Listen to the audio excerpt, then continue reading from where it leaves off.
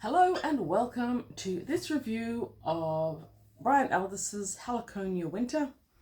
Here we have, yes, it's a little bit faded.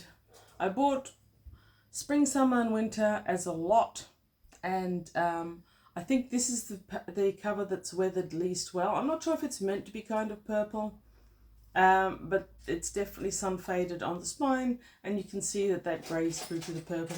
I don't mind it overall. It's in good condition. The pages are a little bit oxidized, but it was fun enough to read.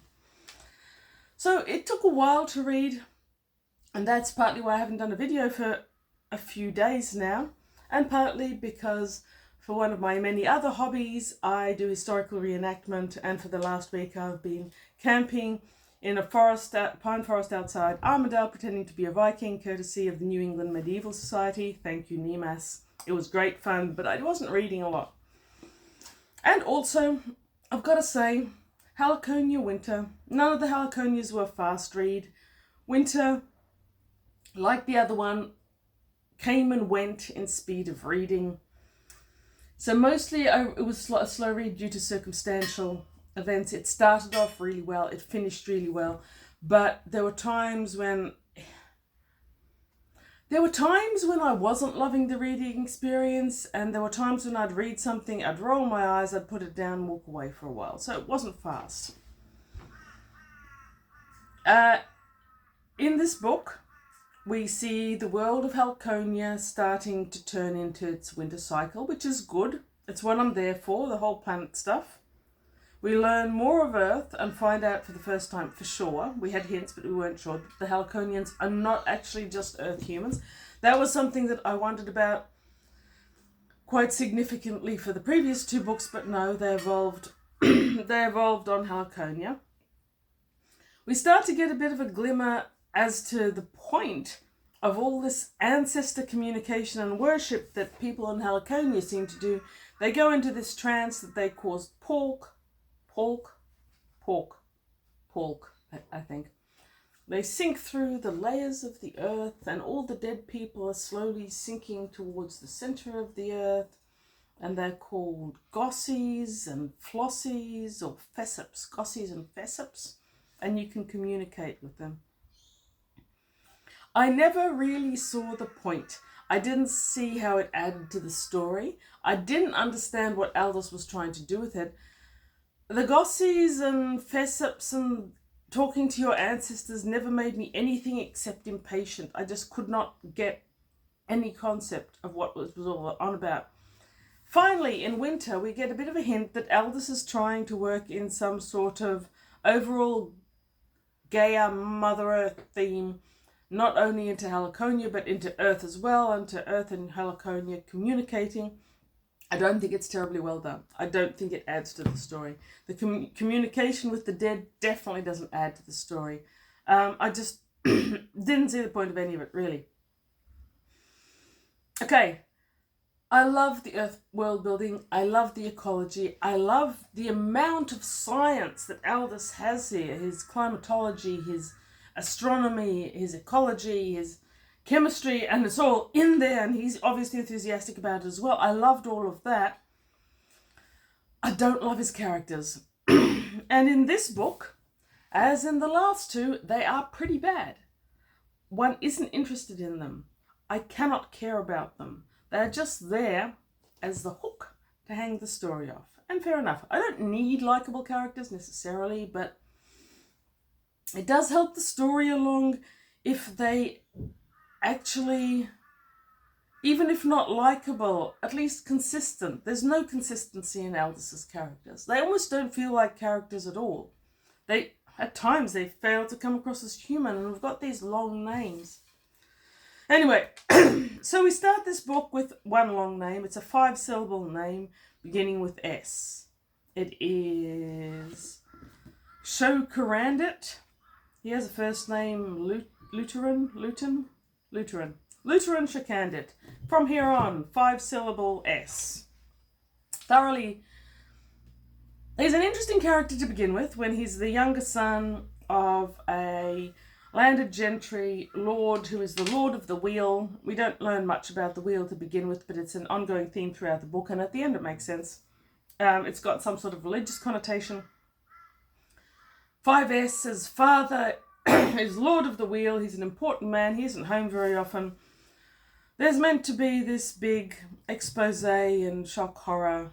We didn't know that at the end about 5S's father. If anyone didn't see that coming, raise their hand. No hands are raised because everyone saw that coming. As exposés go, that was as flat as a rug. Anyway, 5S is the story arc that this book hangs on. So it starts off as his home in the north of the country of Sibonal.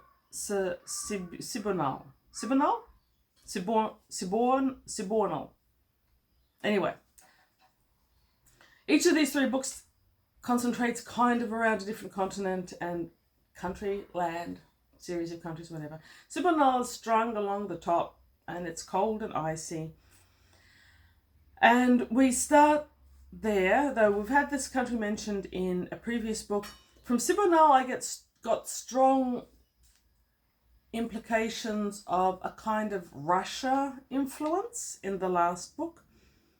In this book, you still get elements of Russian influence or possibly Asian influence, but there's other weird things that creep in. At one point, Aldiss calls someone a Sherpa, which would be Himalayan, and that makes sense. They're climbing hills, it's frosty, there's sleds, there's dog sleds, etc., whatever. They're not Sherpas, they're a non-human race with 8 fingers per hand, which is very tentacle-like. But yeah, I've got a feeling that every one of his countries isn't actually meant to reflect an individual country, but kind of a conglomerate of things that he likes. So with Sibonal, we've got a fair bit of Russia, a fair bit of Asia. They're not in appearance, bits and pieces from other places. And that's where 5S starts. So 5S, Shokerendit, had an older brother who was meant to take over the duties of the Lord of the Wheel. His older brother died in mysterious circumstances. Hands up who didn't see that one coming. Of course you did, I did.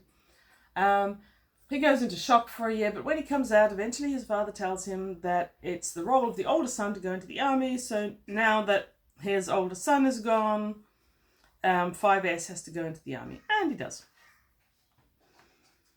He goes off to fight in this big battle. And once again, Aldiss's skill set is not high in writing battles, which is interesting because I believe he was actually in the army. But anyway, it's this major clash between two nations, Sibonal up in the north and another one towards the equator. And it's over a border town which has changed hands over the years.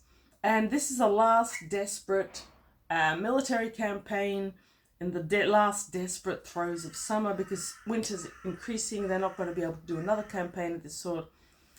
So 5S's side wins, and it's led by this national hero of the church who's this hawkish man. Aldiss is good at describing a person. He just isn't good at making them feel like a real person in any way. Anyway, so there's this battle. Not sure how Aldiss managed to make a battle that big tedious. He did somehow. But it was overall interesting. The social dynamics of human on human, Fago on human, the seasonal slow taking over of the fat death, a disease that we've encountered in previous books. All of that was interesting. But normally when people write battles, they're really into them and they're enthusiastic and they get recommendations on how to write them. I don't know. Aldiss diverts from the battle to tell us the story of the grasslands in which they take place, where there's at least 16 different species, and there's ecology, and there's small rodents, and there's insects, and there's different types of flowers. And here, his passion comes out. And I'm there for that, Aldiss, because I love ecology, and the grasslands were actually far more exciting than the battle. I'm cool with that. Depending on what you as a reader like from your life, you may find it a bit odd. Anyway, so this battle campaign works. 5S from the north, there's a bit of a hero in it. The army starts marching back. skip over to the city that they're marching back toward. In the meantime, we see that Sibonal, which has got a sort of dual rulership of the oligarch, who is secular, and the church, and the two of them are all together. That relationship is starting to fall apart. The oligarch is starting to issue ridiculous decrees, is really starting to tighten his grip on the populace. He's doing horrible things. Many of the decrees are quite nasty. He's stationing soldiers in all these different towns. And this particular town we see through the eyes of a merchant, Odim, I think, something like that. He's a porcelain merchant. His family come from another country, region, city, whatever. And they have got their own different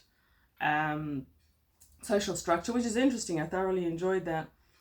But this city is being tightened up, and that's how we encounter Captain Fashnelgid. I think his first name is Haben, something, Fashnagil. Another 5-syllable name, which I really loved. The story between 5S and 5F continues on from now. But here we are in the city, Fashnalgid and Odom, and there's a whole social structure happening. We can see what's happening. An order has gone out to slaughter the entire returning army, in which 5S is, as soon as they get near the town. The excuse for this is that they're carrying the Fat Death. And we know that they are, because 5S has already experienced the Fat Death, which means that he gets the same disease. The disease, when if you can get it at the end of summer, you lie in a fever. If you recover, you've put on a lot of body fat, and you're basically more physiologically suited to a winter. In the spring, if you get it, it's called bone disease, and it does the opposite. It shrinks the flesh off your body. So again, adaptation. I think this disease is the reason why no human from Earth, it's a virus, I think, no human from Earth can land on the planet without dying. Anyway, so this entire army is due to be slaughtered. 5F, Fashnagild, who's inside the city, thinks that this is immoral or wrong, which is the first and last evidence of any sort of moral code that he ever exhibits, and goes out to warn them. He doesn't succeed in warning the army. Most of them are slaughtered, but 5S isn't, and he joins up with 5F and the merchant and the merchant's family on a ship escaping. 5F is thoroughly despicable. He's got little enough story arc, but he appears regularly. He is never described as anything except nasty. He does horrible things. He has no moral code. I've got no idea why he didn't want the army slaughtered. He seems like more of the type to conceive of the plan in the first place. Every woman who comes within his reign is raped multiple times. Not gratuitous rape, so you can deal with it, but the fact that there seems to be no moral loading on his actions at all, any of them, is more than a bit disturbing. I don't know what Aldiss thought he was doing there. I really don't. Okay, then we have a female character in here. There aren't a lot of female characters in this one, but at least one or two. Toress Lahl, at least it's not 5 syllables. She was originally the doctor wife of one of the captains in the army that got defeated from down south. She's been taken slave by 5S and appears to be there solely for the purpose of being raped by both 5-syllable characters. She doesn't really do much else, and her character wavers so dramatically that it's hard to think of her as a human, which, considering how often she gets raped, is probably a great thing. I don't know. Anyway, really, the characters and the attempts at characterization were bad. They were embarrassingly bad. On page 280, for example, I made a note of this one, we have 5S, who's back in his hometown in the north, reflecting that 5F has a good side to his nature. Really? Where? We never saw it. How did you see it? He's about as likable as that character from American Psycho. Nor has 5S ever given us any evidence, any reason to think that he likes 5F, except that he hasn't killed 5F on the occasions when he probably should have and definitely could have. So I read this and I went, well, what are you doing here, Aldiss? Are you trying to convince us that 5S is a raving lunatic as well? It's okay, you don't need to. I'm convinced. It's good. He's got less humanity than the log I put on the fireplace yesterday, so whatever. But what is happening here? And in hindsight, I don't think that Aldiss was joking. I think he really did think that 5F had good characters, or at least that 5S thought that. And look, I don't know. What is it with him and characters? Is he on the spectrum or something and really can't conceive of humanity and how humans behave?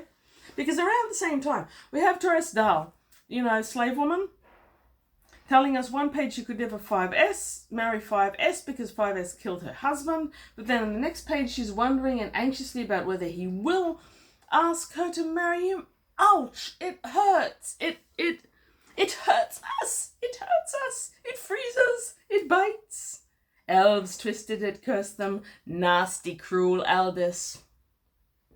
Sorry, Tolkien. You didn't deserve that. I'm no Gollum. But, it hurt. It froze. It bit. It made no sense.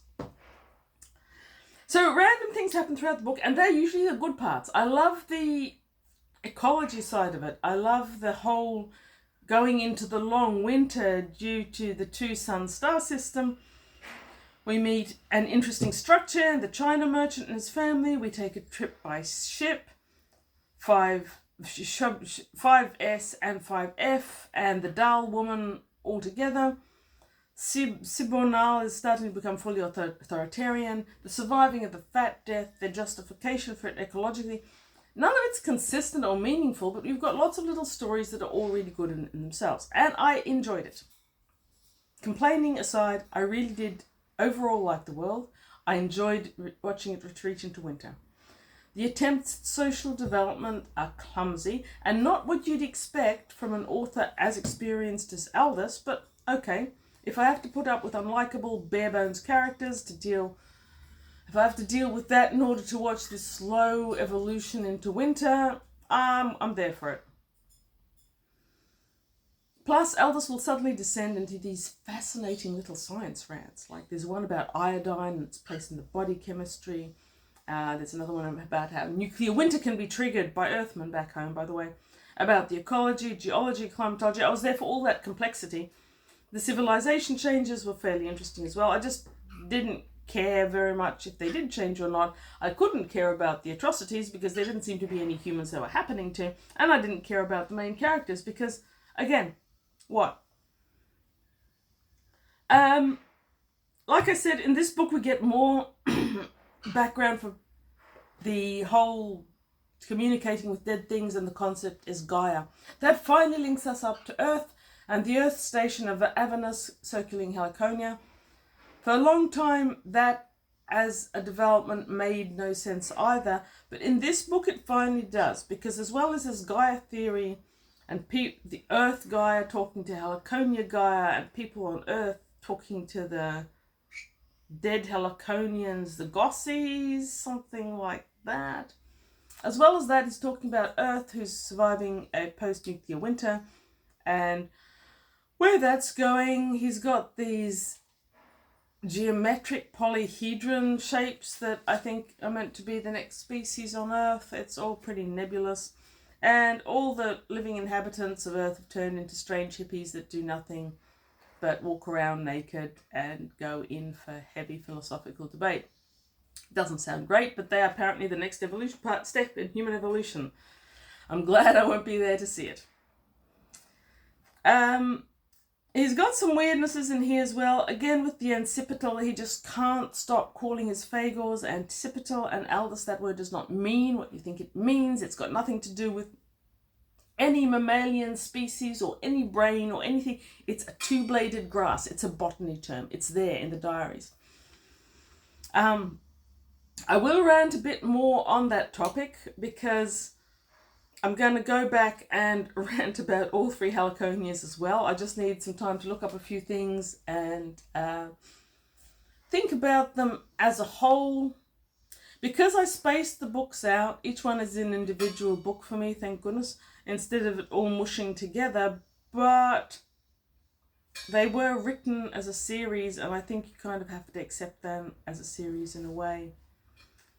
So, having gone through a whole lot of stuff and Fat Death and travels, I really enjoyed the bit where 5S takes his doll slave woman, and 5SF, for no apparent reason as well, gets on this sled and goes back into the north. When he gets there, he realizes some nasty things about his father, which I could tell you without spoiling it because we'd all figured it out long ago. But anyway, he gets there. And that is when we find out more about this wheel that's been referred to as the central pivot of that whole area for the first time. Apparently the wheel is a huge stone structure that's been created by ancestors of Helliconia at some stage. It's massive. It's inside the mountain, and it's got these small cells. A person goes into a cell and pulls on chains every day to make the wheel turn.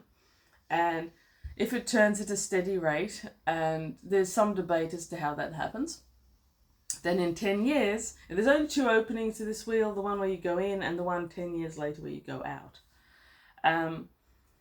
So 5S is trapped in the wheel for 10 years. It makes no appreciable difference to his outlook or character because he doesn't have much of either.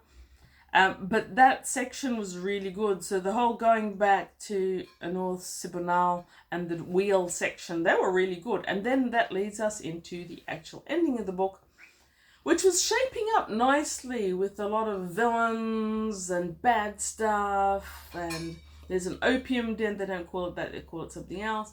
Lots of great stuff. And then it stops. I don't know. Maybe this third one was actually meant to be Helliconia Autumn and winter was yet to come. I don't know. Maybe winter is coming. It's taking a long time. The ending was kind of non-existent. It more just stopped, but that's not inconsistent with Aldiss. I think I've seen that in other books, and it definitely is a bit of a thing with the Helliconias. So yes, pleased to have read it, quite pleased to have finished it. Very interesting, with many oddities, which I shall discuss further. Thank you for watching. Thank you for coming back after my long absence. I'm not sure how long it was, about a week. But on YouTube, you don't notice that. You just browse, right? I love reading good books. I hope you read good books. If you've read Aldiss or the Helliconias, I would love to hear your commentary on them, because I feel like I'm a voice crying out in the wilderness. I don't actually physically know anyone else who's read Helliconia. And the people I know who read sci-fi, who, while they know about Aldiss, they haven't read him recently. I'm rereading the classics. Well worth doing. Classic sci-fi. Also other classics. There's plenty of classics up there. Classic shelf. Thanks for watching. Once again, like, comment, subscribe, etc., etc. The algorithm likes to talk about books. I like that.